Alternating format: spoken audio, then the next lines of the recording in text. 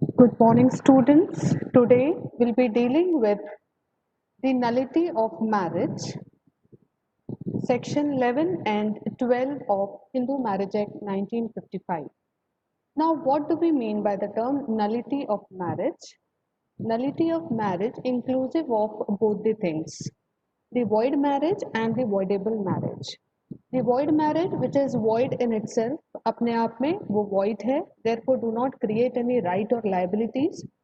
Apart of that अगर हम voidable marriage की बात करते हैं तो it is a marriage which could be declared to be void, that is to say it is on the option of the party, it is on the option of the party to get it declared to be void by the court. Now, after getting a little bit idea about what do we mean by the term void marriage and what do we mean by the term voidable marriage, now let us start with the provisions.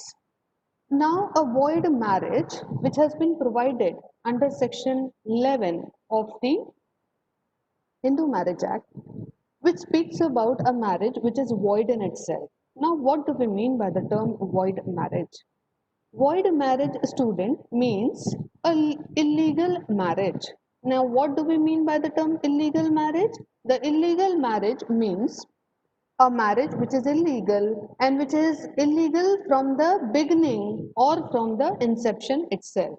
So, whenever we are talking about a void marriage, it is important for us to understand that in the earlier section, which we have seen, that is section 5, there was conditions of valid marriage being provided under Hindu Marriage Act. While going through the provision of section 5, we came to know that the following conditions were necessary for constituting any marriage to be a valid marriage. And if there is a violation of those conditions, then in that case, the marriage which would be constituted by violating the terms or the conditions which are provided under section 5 would be termed to be a void marriage as per the provision which has been provided under section 11 of Hindu Marriage Act. So, void marriage is nothing but an illegal marriage because it is opposed to a valid marriage, and because it is illegal from the beginning and from the inception itself, and hence it would be declared to be a void marriage. If we go through the provision of section 11, then in that case, we can find that if a person who is marrying violating any of the conditions of valid marriage, then in that case it would be termed to be a void marriage as is that been provided in this slide. Now let us see the examples wherein the marriage could be declared to be a void one. First example is if at the time of marriage either party has a spouse living. If at the time of marriage either party has a spouse living.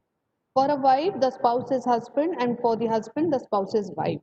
So at the time of marrying, if the man while marrying is having his wife alive, then in that case, such type of a marriage, if he marries with another lady without divorcing this particular wife, then in that case, his marriage would be termed to be a void one. So this is an example if at the time of marriage, either party has a spouse living. Another example is the marriage has been performed within the degree of prohibited relationship. Students, in our earlier lecture, we have seen what do we mean by the term prohibited relationship. Prohibited relationship means what? A relationship within which a marriage could not be performed. For example, two of the parties are in such a relationship wherein it is not actually legally allowed to get married under that particular relationship. Then in that case, if a couple marries who is within the prohibited relationship, if they marry together, then in that case, or if they marry with each other, then in that case, such type of a marriage would be termed to be a void marriage. But yes, definitely we have even seen the exemption that if any of the particular custom or a tradition is having a different definition of prohibited relationship within itself and constitute a different kind of relationship to be covered under the head of prohibited relationship, then in that case the general definition of prohibited relationship would not be applied to it and the preference would be given to a special local law which is there in existence. But if it is not there, then in that case whatever is the general definition, whatever the relations which comes under the definition of prohibited relationship, then in that case that would be considered to be a one of the valid conditions for declaring any marriage to be a void marriage. So the marriage has been performed within the degree of prohibited relationship, then in that case such type of a marriage would be termed to be a void one. Now let us see the another example. The marriage has been performed within Sapinda relationship. Student, I hope you remember what do we mean by the term Sapinda relationship, wherein there was a common ancestor, and if we want to consider ourselves from the point of view of the Sapinda relationship, then in that case what we are going to do is, what firstly, on the father side, we have to go for fifth line, fifth generation, and the mother side, we have to go for third generation, and the line is to be traced upward. Whatever the relation comes in existence would be covered under the head Sapinda relationship, and then it is mentioned that if a marriage has been performed within the Sapinda relationship, then in that case, such type of a marriage too would be considered to be a void marriage under the Hindu Marriage Act. So, on the basis of these three conditions, if any of these three conditions, or if more than these conditions prevail over at the time of the person marrying with the another person, then in that case such type of a marriage would not be termed to be a valid marriage and would be termed to be a void marriage. A person who marries has to see that he should not marry under the above laid down any of the three conditions, but if he marries under any of the above three conditions, then in that case, the step for marriage would be termed to be a void marriage. I hope you have understood the concept. Now let us see further. If we take into consideration all these contents of the void marriage, certain things comes in our mind, that one of the suppose above a condition is a prevailing there in that particular marriage, then definitely it is nothing but a void marriage, and there is a violation of the conditions of the valid marriage which has been provided under section 5 of the particular act, that is to say Hindu Marriage Act. Now let us see what has been provided under section 12, that is the voidable marriage. Now voidable marriage, student, is that which is not actually void in itself, but it is at the option of the party. It is at the option of the party to get it declared to be void in the court. Now let us see what are those situations wherein a party can move to the court and can get their marriage declared to be a void one. But till the time it is declared to be a void one, till that particular time, this particular marriage would be termed to be a voidable marriage. Now let us see what are the voidable marriages, and what is actually the definition of the term voidable marriage, which has been provided under section 12 of Hindu Marriage Act 1955. Firstly, avoidable marriage, if we go through the definition, is that which could be challenged by either of the party in the court. That is to say, it could be challenged by the husband, it could be challenged by so-called wife.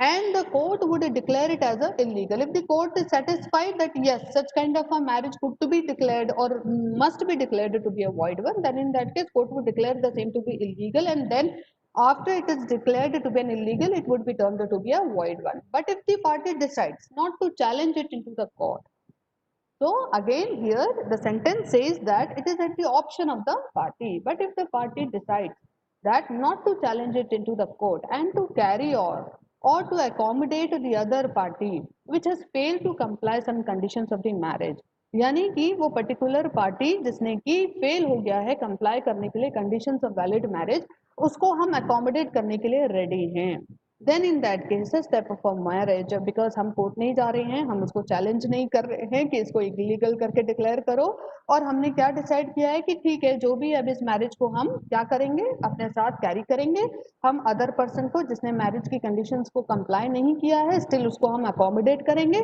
Then in that case such kind of a marriage would be term to be a voidable marriage. I hope you have understood this particular concept. Now let us see under section 12 the conditions of the voidable marriage has been specifically provided. It means that if any of the following conditions are present at the time of marriage, then in that case that marriage can be called to be a voidable one. Now let us see, here we'll find somewhat situations, we'll find somewhat an examples wherein it would be very difficult, it would be very easy for us to understand the difficult concept of avoidable marriage. Now let us see, students, first that the marriage has not been consummated owing to the impotence of the respondent. Now what does this mean? Marriage जो है उसका purpose क्या होता है? Marriage का purpose होता है procreation of children. लेकिन यदि रिस्पोंडेंट जो है, if the respondent is what? Important.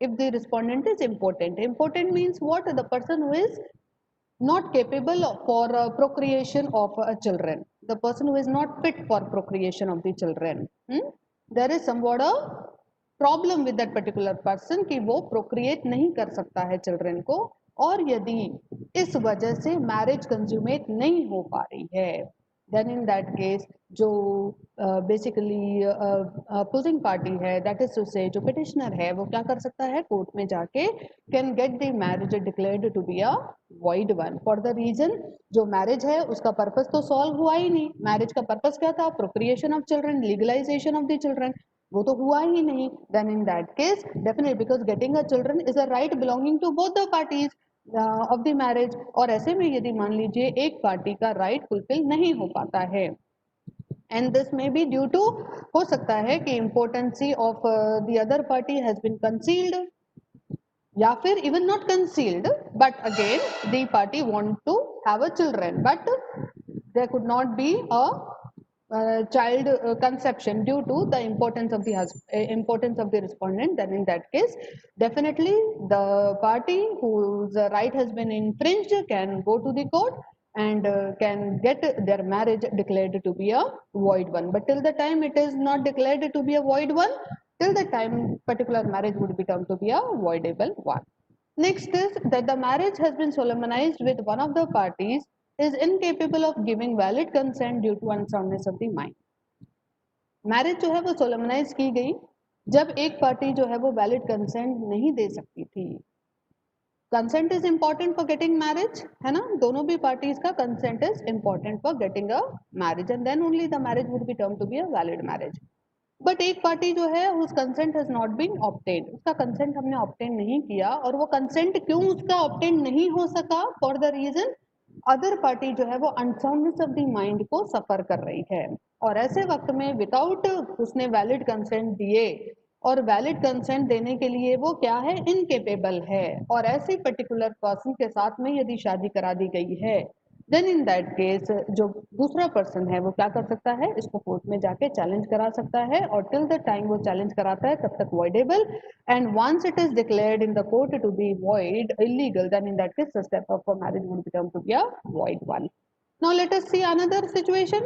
Either party has been suffering from mental disorder of such a kind or to such an extent as to be unfit for marriage and procreation of children, यानी दोनों में से कोई भी एक party जो है is suffering with a mental disorder, and the mental disorder is of such a kind wherein the person is now unfit for marriage and unfit to fulfil the purpose of the marriage, that is to say procreation of the children.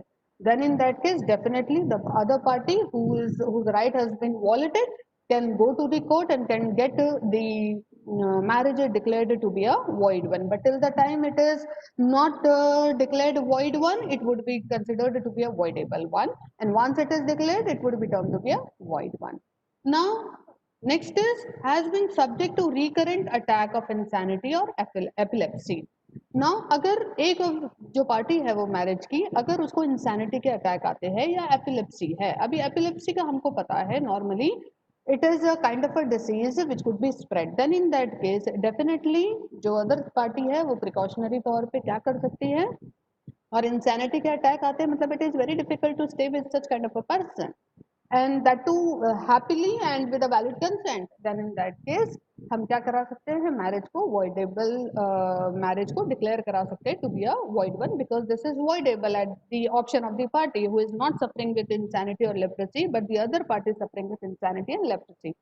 Then in that case हम क्या करेंगे? इस particular marriage को हम court में जाके declare करा देंगे to be a void one, but till the time it is declared to be a void one, till उतना समय तक it would be considered to be a voidable one. Once it is declared it would be termed to be a void one. Next is that the consent of the petitioner or the consent of guardian was obtained by force or by fraud. अब जो भी consent है petitioner का, यानी one of the party का जो consent है marriage के लिए, या फिर अब उसके गार्जियन का जो कंसेंट है मैरिज के लिए, वो हमने बाय फोर्स या फिर बाय फ्रॉड ऑब्टेन किया है, देन इन दैट केस भले ही मैरिज हो गई हो, बाद में दूसरी पार्टी जो है वो क्या करा सकती है, जिसका कंसेंट हमने बाय फोर्स या फिर बाय फ्रॉड ऑब्टेन किया है, या फिर जिसके गार्जियन का कंसेंट हमने बाय फ्रॉड या फिर बाय फोर्स ऑप्ट किया है, उसको हम क्या करा सकते हैं, वॉइड डिक्लेयर करा सकते हैं इस तरीके की मैरिज को। बट टिल द टाइम ये कोर्ट में चैलेंज किया जा रहा है तब तक it is voidable, once it is declared to be a void one तब जाके वो इलीगल मैरिज या फिर वॉइड मैरिज कहलाई जाएगी।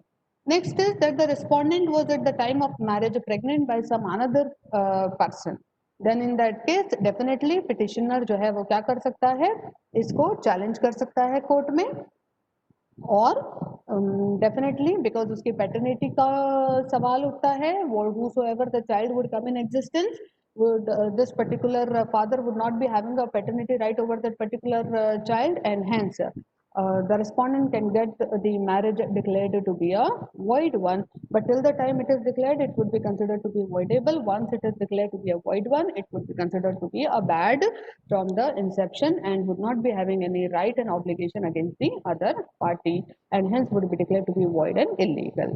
Now students, I hope you have understood the concept. This is what we have covered today, the void marriage and the voidable marriage, section 11 and section 12 of the Hindu Marriage Act. Thank you. Thanks for attending this session. Thank you.